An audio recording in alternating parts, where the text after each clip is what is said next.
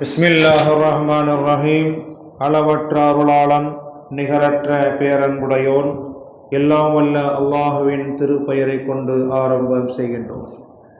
மேன்மை மிக்க அல்லாஹுவின் நல்லடியார்களே, ஒரு மனிதன் அல்லாஹுவை ஈமான் கொண்ட பிறகு அந்த மனிதனுக்கு அல்லாஹு தஆலா உடல் ஆரோக்கியத்தை கொடுத்துவிட்டால் அதைவிட மிகப்பெரிய பாக்கியம் எதுவும் கிடையாது என்று நபி ஸல்லல்லாஹு அலைஹி வஸல்லம் அவர்கள் கூறினார்கள். காரணம், ஒரு மனிதனிடத்திலே அதிகமான செல்வங்கள் இருந்து அவன் செழிப்போடு வாழ்ந்தாலும் கூட பார்வைக்கு அவன் நல்ல மனிதனாக, ஆரோக்கியமான மனிதனாக தெரியும். ஆனால் அவனை நன்கு விசாரித்து பார்த்த வகையிலே அவருக்கு ஏராளமான வியாதிகள் இருக்கின்றன. எனவே அவர் தினமும் மருத்துவரை சந்திக்கவில்லை என்றால் அவருடைய உடல்நிலை மிக மோசமாகிவிடும் என்று கேள்விப்படலாம். ஆக மொத்தத்திலே அதிகமான செல்வம் கொடுத்துவிட்ட காரணத்துக்காக வேண்டி எந்த மனிதரும் உடல் ஆரோக்கியத்தை புறம் தள்ளிவிட முடியாது. எனவேதான் ஒரு மனிதன் அல்லாஹுவை ஈமான் கொண்ட பிறகு அந்த மனிதனுக்கு அல்லாஹு தஆலா உடல் ஆரோக்கியத்தை, உடல் தெம்பையும் நல்ல சுகமான வாழ்க்கையும் கொடுத்துவிட்டால் அதைவிட மிகப்பெரிய பாக்கியம் எதுவும் கிடையாது. உலகத்திலே வாழும் எல்லா மனிதர்களும் நினைக்கக்கூடிய ஒன்று உடல் சுகம். ஒருவன் தனக்கு உடல்நல குறைவு ஏற்படும் போது பயப்படுகின்றான், மருத்துவமனை சென்று தன்னை சோதிக்கச் செல்கிறான். அதேபோல் தன்னுடைய அண்ணன், தம்பி, சகோதர சகோதரிகள், தன்னுடைய தாய், தந்தை, தன்னுடைய மனைவி, தன்னுடைய பிள்ளைகள், தன்னுடைய உறவுக்காரர்கள், இவர்கள் யாருக்கு உடல்நிலை சரியில்லை என்றாலும் அவர்களுக்காக மனிதன் பதட்டப்படுகின்றான், பயப்படுகின்றான். ஆரோக்கியம் மனிதனுக்கு இறைவன் கொடுக்கும் மிகப்பெரிய அருள் கொடையாகும். வஜஅல்னா நௌமக்கும் சுபாத்தா, உங்களுக்கு தூக்கத்தை ஓய்வு தரக்கூடியதாக ஆக்கினோம் என்று திருக்குர்ஆனிலே இறைவன் சொல்லி காட்டுகின்றான். ஒரு மனிதன் இரவில் தூங்காமல் கண் விழித்து இருந்துவிட்டு அந்த தூக்கத்தை பகலில் தூங்கினால் அவனின் உடல்நிலை அந்த தூக்கத்தை ஏற்றுக்கொள்ளாத வழக்கமான இரவு தூக்கத்தில்தான் இருக்கும். சுகங்கள் 1000 அதில்தான் இருக்கும். ஆரோக்கியங்கள் முழுவதுமாக கிடைக்காது பகல் தூக்கத்திலே. ஏனென்றால் தூக்கம் என்ற பாக்கியம் இரவுக்காக அல்லாஹ் ஏற்படுத்திய ஏற்பாடு.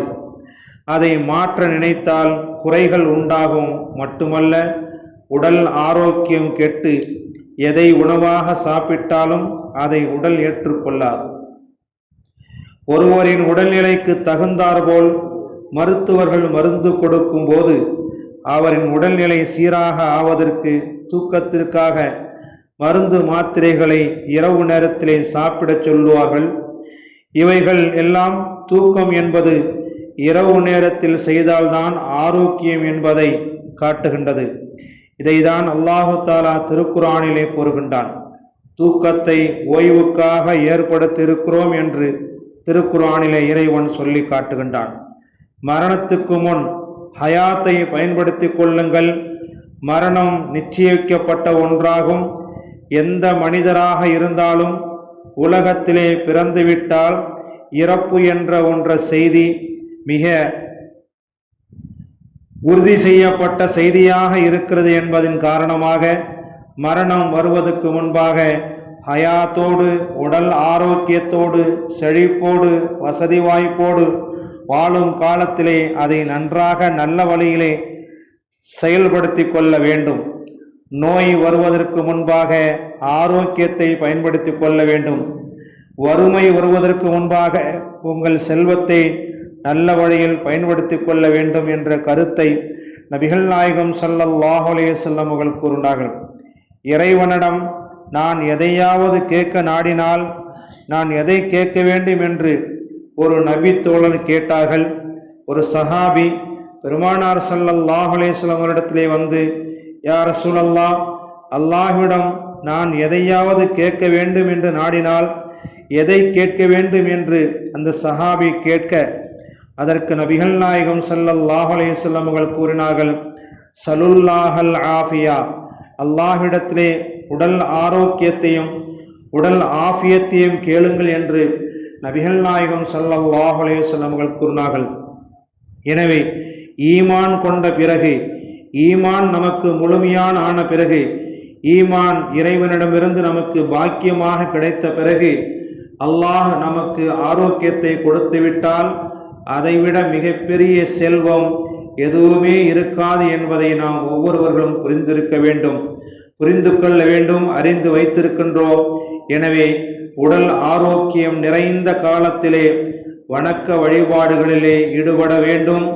இதைதான் காலங்கள் நமக்கு சொல்லிக்கொண்டே இருக்கின்றன.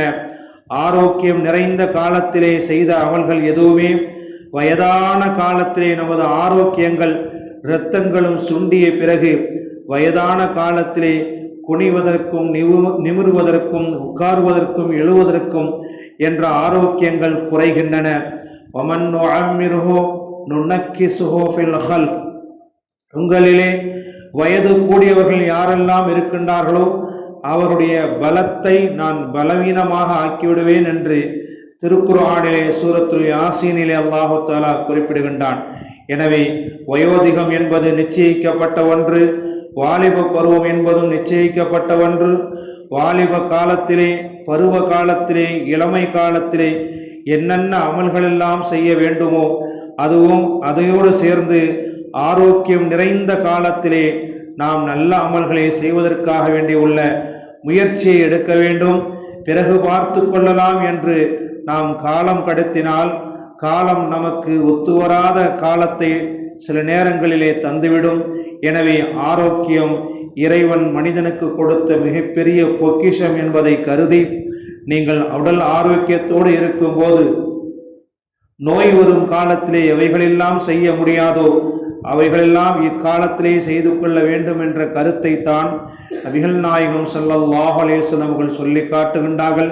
எனவே உடல் ஆரோக்கியமும் ஈமானும் சரியான முறையிலே நாம் இருக்கும்போது அல்லாஹ்வை நெருங்க முடியும் என்பதை நாம் ஒவ்வொருவர்களும் புரிந்து கொண்டு அல்லாஹுக்கும் ரசூலுக்கும் பிடித்தமான காரியங்களை செய்து மறையக்கூடிய நன்மக்களாகவும் நாம் சக்கராத்துடைய காலத்திலே இருக்கும்போது கலிமா என்னும் திருக்கலிமாவை ஓதக்கூடிய பாக்கியத்தை நமது நாவுக்கு அல்லாஹு தஆலா தந்தருள்வானாக.